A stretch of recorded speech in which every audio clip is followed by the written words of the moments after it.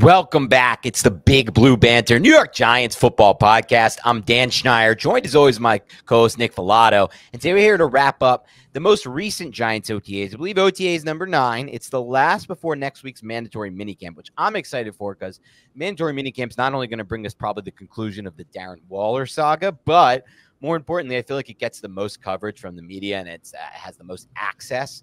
This was the only day of media access today, so we finally got some good stuff to come out of it.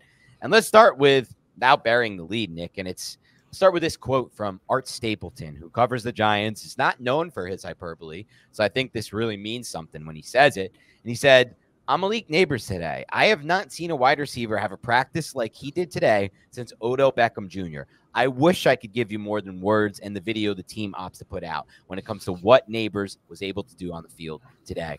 And, you know, everything we saw was 2 long touchdowns during 11-on-11s. During the early drills, he made some really good catches extending away from his frame. Just showed off just about everything that we already saw on tape. There's a reason why you and I, Nick, declared him when we did our pre-draft analysis an elite type of prospect, a real true blue chip guy, a guy who you said I was going to love his tape, and I did. And when I said he was my top ranked receiver in 7 of the last 10 draft classes, I meant it. I really did. He's a different level prospect, and I think he put it on display already today in his first practice that the OTAs that the media was there for, maybe the second media had coverage for.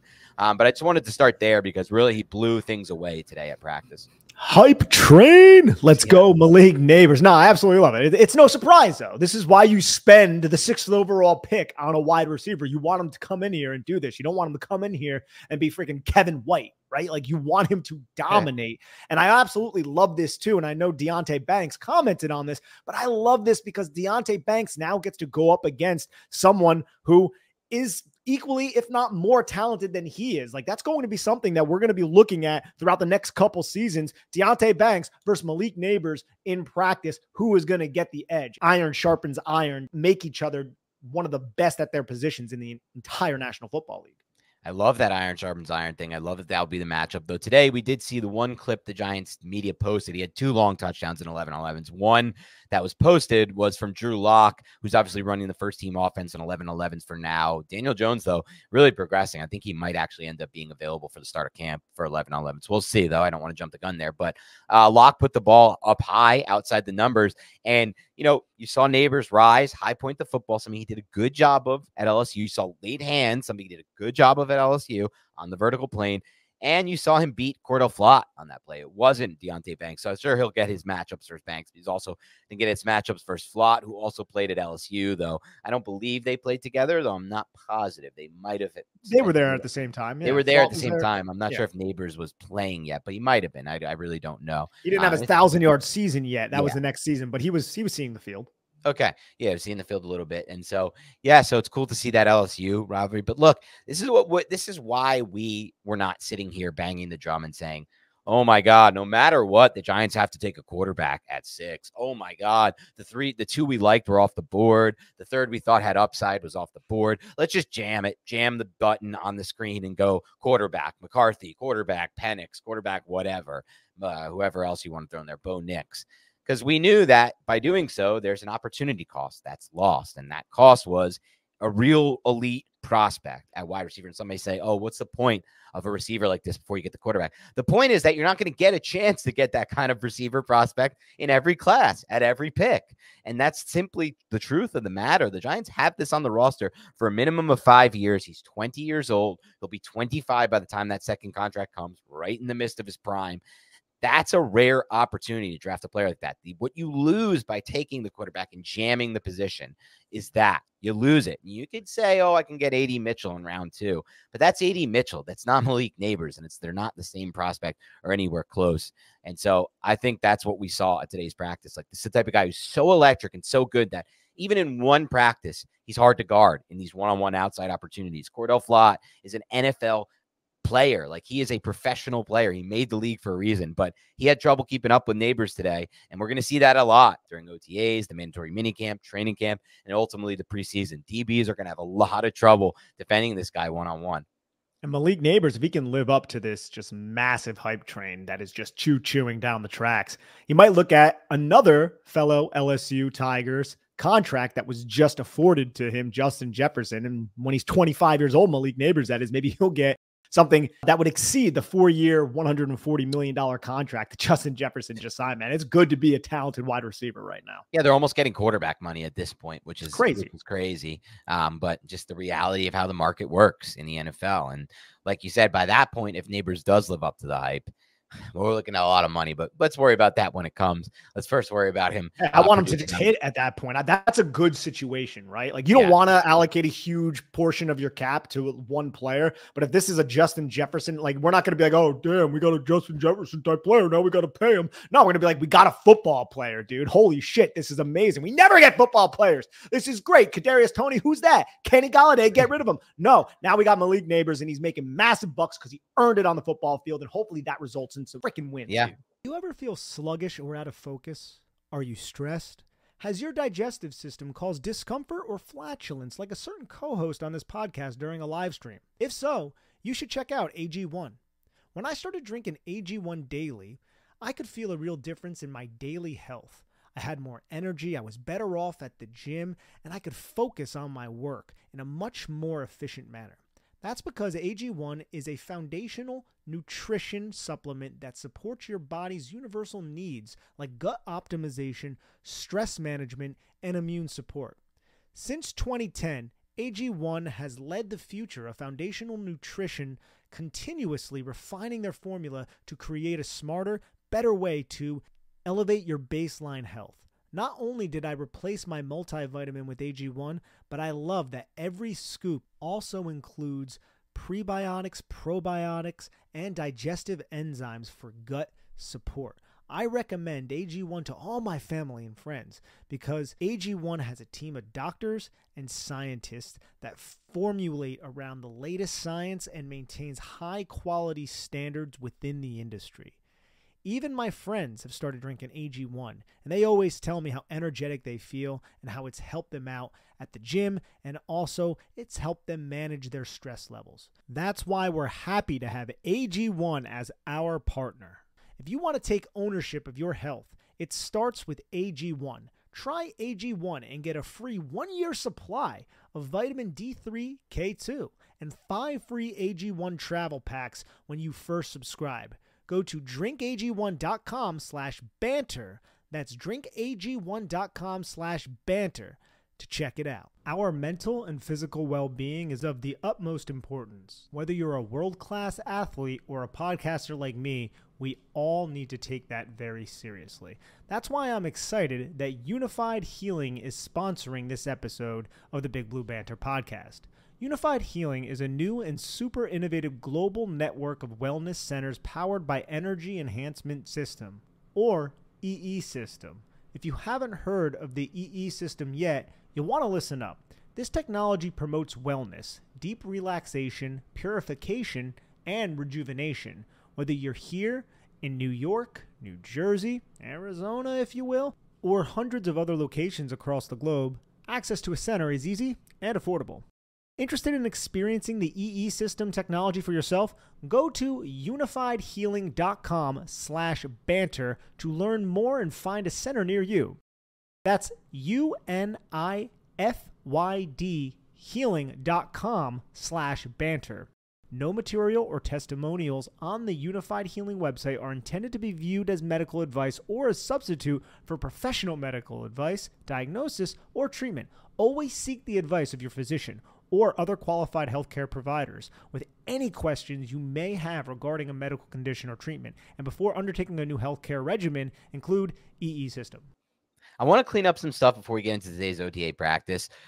First of all, I want to talk about from the practice before that was not open to the media, but the Giants posted a clip. Did you see Jalin Hyatt's red zone touchdown catch from Drew Lock? Or no, it was Tommy DeVito. I'm sorry. It was Tommy DeVito. The back shoulder spinning one-handed catch. That was insanity. I mean, and I looked at that play, and then I looked at some of the film that I remember from last year. I had some clips cut up, and I put some of them on Twitter today if anyone wants to see. I think we're dropping this on Thursday. I did a thread of Jalin Hyatt, and he had a lot of plays on tape that I forgot about that I'm now remembering, where he did show that body control, that elite ability to contort his body in the air, stay under control, have the concentration to reel the catch in. And at times, he also had to either, one, take a hit the Tyrod Taylor throw on 4th down, or 2, make that contortion of his body, make the catch, and then tap his toes in bounds. He really was 100% on getting those feet in bounds, which takes a second level of concentration in addition to the body control, with the exception of one play, the Raiders play, where the ball was led out of bounds by the quarterback, who was Daniel Jones at the time, and he had to contort his body. He flipped those hips, and the ball was thrown too high, and it hung in the air for a little too long. And I don't blame that one on him. He was kind of hit out of bounds. But on all the ones where he had the actual opportunity, there was one from DeVito, I forget it, against the Patriots, where he's running a deep over. I mean, that ball was thrown behind him. He had to high point it by stop his body, high point it, have the control, and then tap his toes in. So this is a skill set that he's put on tape consistently, in my mind, at least 4, 5, 6 reps. That's consistent enough. And then shows it again at training camp. I'm very, very excited about Jalin Hyatt's development as a Giants receiver. I remember before the Giants drafted Jalin Hyatt, when we were talking about him, we said the most underrated trait that Jalin Hyatt, I would say, and we said excelled at, was his ability to adjust to the football. And there was a play against Missouri that we really highlighted where the throw was way to the inside on a deep post. Now, adjusting to an inside throw on a deep post means you got to contort at basically your hips while your momentum is going upfield, and then track it into your hands while your head is kind of turned and you can only see the ball with your peripheral vision. And he was able to track that in and then take a hit. This is an aspect of his game that you didn't see too much at Tennessee. But when you did see it, you were like, oh, he can do that. You know, look at his NFL career and say there's going to be more scenarios where he's not going to be burning people by 20 yards because of Josh Heupel's offense, where he's going to have to adjust to footballs much more frequently. Jalin Hyatt had a lot to say, too, after practice. I mean, he was talking a lot about Daniel Jones and his work ethic, and was kind of showering praise on Daniel Jones being the first guy in, last guy out. And then he also said that the Giants, they have a playoff roster right now. I love the confidence from this young receiving core. Yeah, he also said a few other things I thought were interesting after practice. He said that he spent time this offseason getting together with the Giants wide receiver group to work in Houston. I love that. I love that from a continuity standpoint. But he also said he spent as much time as he could to work with Daniel Jones. He said it wasn't as much as he wanted to for obvious reasons. Jones is recovering from an ACL.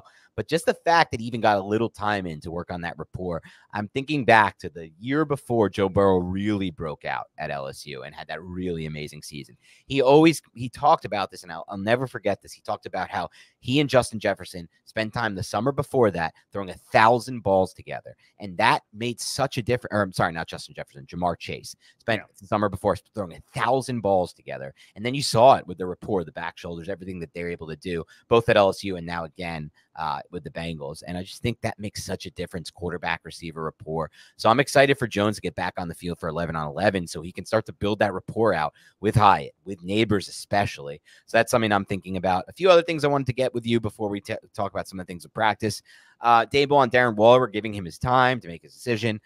We might get a decision, though, mandatory minicamp this week. Do you think we're going to get a decision? It's mandatory, quote unquote. There were a lot of guys, by the way, who weren't here today, and I don't care. It doesn't matter to me. Brian Burns wasn't here during this OTA. I'm sure he'll be there, though, for next week's mandatory minicamp. Will Waller be there? What do you think? And will that tell us what we need to know?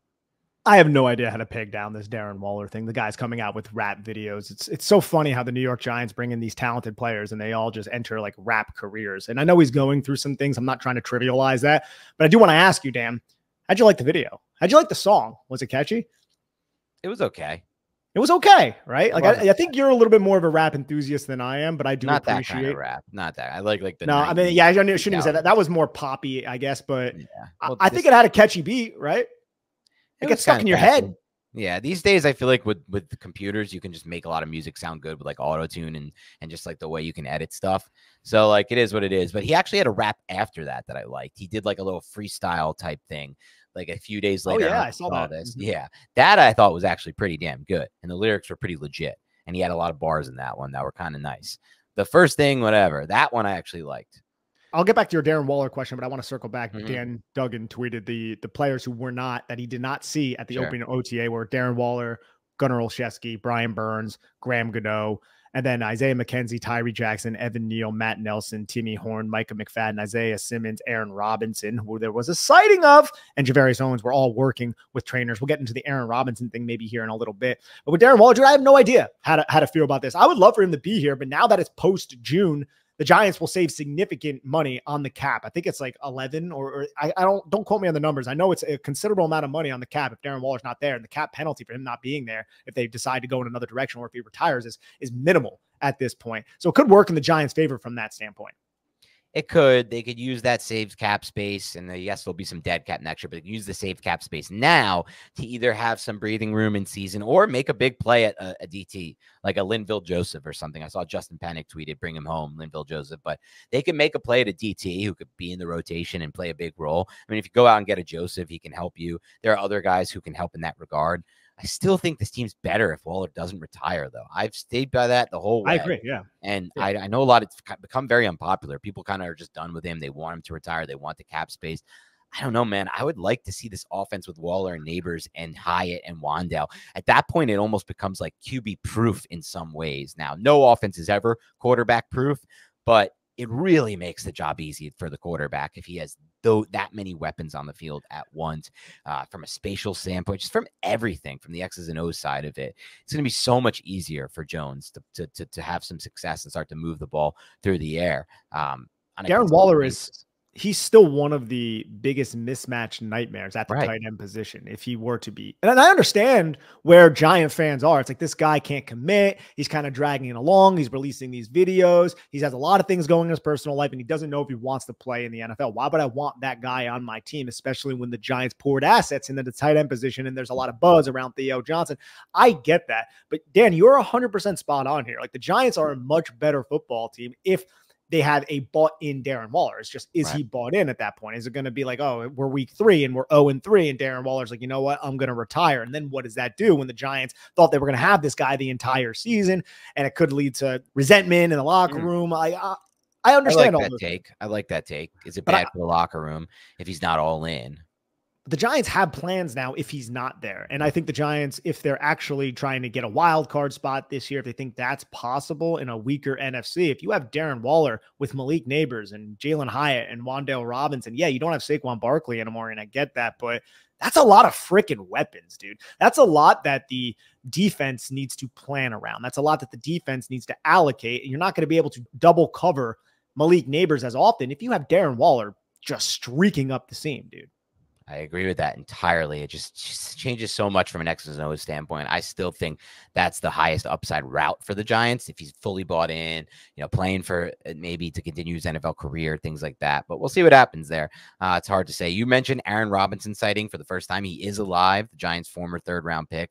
Hopefully, we're joking around a little bit there, but I hope for his sake that he can stay healthy and be there for the Giants this year, because they could use the depth at corner. A few other things I want to get your take on. Let's not forget, too, with Aaron Robinson, and I know it's been a while, so we shouldn't, think that he's going to come in here and be that player that he was at UCF, but he was talented in college. Like, he was a good football player when he was in college, and he came in and he showed a little bit, right? Remember against the Eagles when the Giants upset the Eagles, he came in, had a couple plays, had that 4th down PBU and really tight coverage against Jalen Reagor on a little spot route. Like, he showed a lot of talent. And then he just got injured early on in his 2nd season, and we didn't see him at all last year. So if you can get anything from him, that'd be a cherry on top. Good point. And even if it's just competition in camp. A few other things I want to get your take on. Sterling Shepard signed with the Bucks, and I saw a message he sent to Josina Anderson where he was like, look, I was doing the dad life thing, but I was still training, working out. I wasn't even really thinking about continuing my career. And then I got a call from Baker Mayfield, and he wants to link back up. Our agents talked, and we got the deal done, and everything's kind of changed 180 for me, and I'm all in. And I'm just happy for Shep. I really hope he finds a way to get on the field, because I still think he can create separation as a receiver. I really do believe that. I know they have Mike Evans and they have Chris Godwin, and I'm trying to see if there's a realistic path. I mean, they drafted Jalen McMillan in the 3rd round. So that would be somebody who he would be competing with. But other than that, you have Palmer too, is a bunch of you have Trey Palmer, obviously, but injury. And I think Shep could work into the rotation, but the thing is, Shep, stay healthy. And that's been Sterling Shepard's biggest bugaboo throughout his career, but I'm rooting for him, man. He's not going to retire only a Giant, though, like Eli Manning, which does kind of suck. Any thoughts on the Nick Sirianni comment about us get the Eagles? He tells Giants fans, we got your best player, Saquon Barkley, or Brian Daboll's response, which is just, I love Giants fans, which really didn't give much. Nah, Brian Daboll, who's looking slim, looking very svelte. Good for Brian Daboll, right? He's not going to play in too much to Nick Sirianni. Is that what he's on? I don't know for sure. I'm just speculating. I Well, mean, he's definitely not everybody. on the Lizzo diet. If you're up with the new South Park. Right? Yeah, she was pissed about that. By the way, I saw her reaction video. Dude, South Park just they never miss. But They yeah, do no, I not. don't really read too much. I mean, Nick Sirianni can say Saquon Barkley is the best Giant player. He's not, but a lot of people believe that he was. I would say Dexter Lawrence and Andrew Thomas. But good for Saquon Barkley. You know, we've talked a lot about it at this point. Nick Sirianni, whatever. I mean, he's lucky he still has a job, and he's going to be on the hot seat next year with a very talented roster. And he seems to have some sort of resentment against the New York Giants, who have sucked in this division for quite a while. I think that he's for a head football coach, that guy has some things I think he needs to work through. I agree with you on that. He's a weird dude. One more thing before we get to some more takeaways from the practice, I just want to get your take on. CJ Stroud said he would rather have Eli Manning's career than Aaron Rodgers' career. Do you agree or disagree with that? I mean, you got one more extra win, right? You got that Super Bowl. One more extra Super Bowl win. And look, what do you play the game for? You play to win championships. Now, Aaron Rodgers' career isn't over. Aaron Rodgers could win another Super Bowl, but Eli Manning already has achieved that. So I don't think it's unreasonable. And you're still talking about a Hall of Famer, right? But Aaron Rodgers, you think about Aaron Rodgers, a much better player when you look at Aaron Rodgers versus Eli Manning. I think it's safe to say that. But Eli has that extra Super Bowl, and he was the reason for that extra Super Bowl, and he's a legend within his own right for one team. So I don't think it's unreasonable for CJ Stroud to say that. I'm with you on that, and I would rather have the 2 Super Bowls too if I was a player in the NFL, which I never would be, not at 5'8", 170 or whatever I am, with these types of genes and genetics that I inherited. But if I were, I would prefer the Super Bowl route rather than the money route, and that's just how it is, or the stats route, or the acclaim route. It's just all about winning. At least that's what I would feel like. It's just for me. You know me, Nick, and you're the same way. We just view this thing as such a like a do or die situation. Anytime we're in any kind of competition, it's all about winning, which is not the best way to be wired, but also not the worst way to be wired. I played in a softball game with Diana's family, and no, you took it too seriously. No, well, you know how I am. So I'm not outward at all, though. Like, you will look at me and you'll say, "Oh, like he's just like having a good time," but inside there is a freaking fire and a battle going on. So like, I wanted to win, and I know there's like girls playing and everything like that. Everyone's like laughing and hunky dory, and I'm just like, no, like, we need to freaking win this damn freaking softball game, dude. Why isn't everyone taking it as seriously as I am? Well, the thing is, they act as if they're taking it seriously. Like, they're yelling at each other. They're the ones who like, it's like, oh, look how competitive they are, but they don't give a shit at the end of the day. I'm more reserved, but I do care. I just internalize it, and I just don't express it because I don't think it would be the most healthy thing to express. Well, either way, we both would take the Super Bowls. I know that for sure. Let's get some stuff from practice. So bad news on it's not terrible news, but Evan Neal was on the bike on the side, didn't stretch with the team, didn't break down with the team at start of practice. Maybe there's some soreness as he recovers, but hopefully that's nothing. I just wanted to note, because I did read from Dan Duggan, we'll get to his takeaways at the end of the show, just because he had a really good breakdown. I wanted to touch on those. That Josh Ezeudu, who is stepping in at right tackle for Evan Neal, and again, this Ezeudu thing is for real. I mean, look, they play Ezeudu at left tackle, they play him at right tackle. Apparently, they view him as more of a tackle than a guard. We don't really understand why, you and I, but time will tell what the deal is. They know better than us, man. They know better than us. And Ezeudu played right tackle today, and according to the report, gave up some big pressures. Even one of those touchdown passes from Drew Lock to Nabers reportedly wouldn't have been a touchdown because it would have been a sack by Kayvon Thibodeau against Josh Ezeudu. But in these practices, there's no sacks, there's no actual, pressures. So you can get the pass off. You can roll out to the left as he did in that play, Drew Lock, and then ripped it downfield to Malik Nabers for the touchdown, for the quote unquote touchdown. But, I did see that Jon Runyan, who spoke, said, confirmed our suspicions here. He said, look, the Giants want to run me next to Evan Neal. And he talked about a few things about how, look, I played on the left side, but I'm comfortable playing right guard as well. So I think we now have the clear-cut answer to why we've been seeing Runyan at right guard instead of left guard. It's simply they want him next to Evan Neal. They want their best pass protector, interior pass protector next to Evan Neal, who, quite frankly, is their worst pass protecting tackle. That's obvious. It's not a shot at him. Andrew Thomas is on the other side.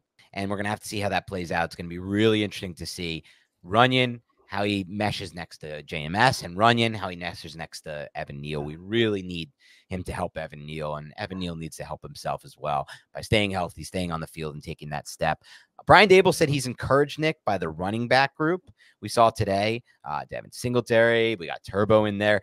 I loved watching the drill where Tyrone Tracy's coming out of the backfield and making the catch. He looked smooth.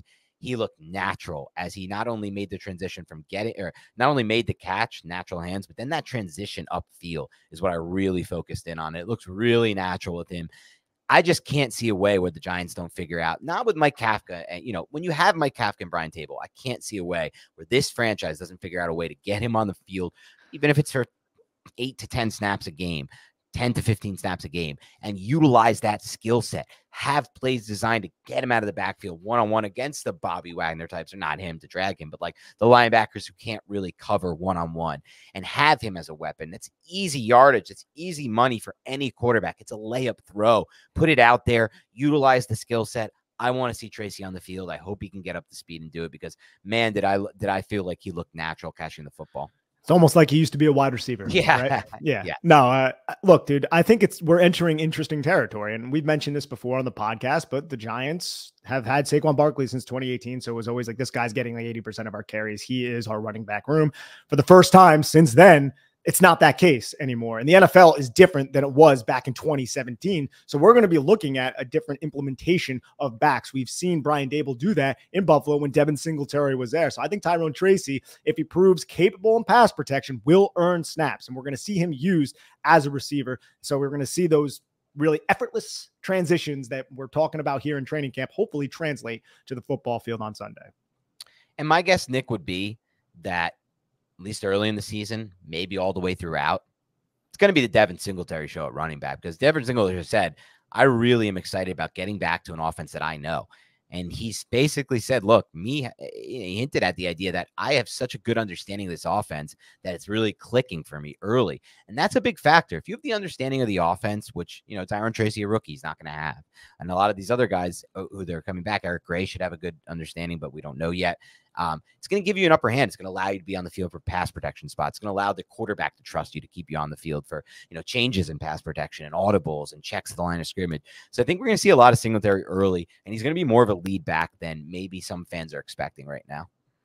I think you're going to see him. I think you're also going to see the Tyrone Tracy again, if he can prove himself in pass protection, because I don't think you're going to see Devin Singletary getting the workload that Saquon Barkley got. I think he'll be the lead back. He's not going to get that type of workload, though. I think you're going to want to see the Giants use Eric Gray and Tyrone Tracy if they can prove capable enough. Like with Eric Gray, if he's not getting carries, what the hell is he doing on the roster? Yeah, and I think the Giants recognize that too, because he's not going to be the punt returner. That didn't work last year. So I think those guys have an opportunity as well, along with Devin Singletary. And if you don't see them get on the football field, I think it's more of an indictment on them rather than a positive for Devin Singletary. Yeah, I'm with you on that.